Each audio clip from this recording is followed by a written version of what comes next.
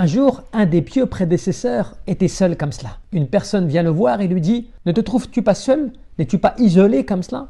Et qu'est-ce qu'il répond? « Je suis assis avec celui qui me mentionne. » Cela comme dans le verset coranique « Fadhkuruni adhkurkum » Rappelez-vous de moi, mentionnez-moi et je vais vous mentionner. Ce qui veut dire que lorsque tu es avec Allah, tu n'es pas seul.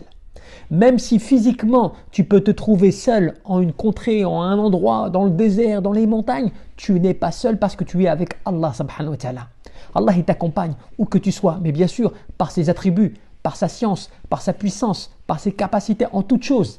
Et donc tu ne dois pas être de ceux qui pensent qu'ils sont abandonnés ou seuls ou des choses comme cela. Lorsque tu es avec Allah, tu n'es pas seul.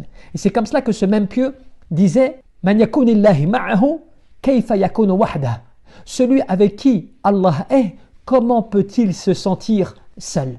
Donc sois avec Allah dans ton adoration, dans l'évocation, dans l'invocation, dans le fait de revenir vers lui. Et ainsi, lorsque tu te retrouves seul physiquement, éloigné des gens, isolé des gens, tu n'es pas seul. Tu es sous le regard d'Allah.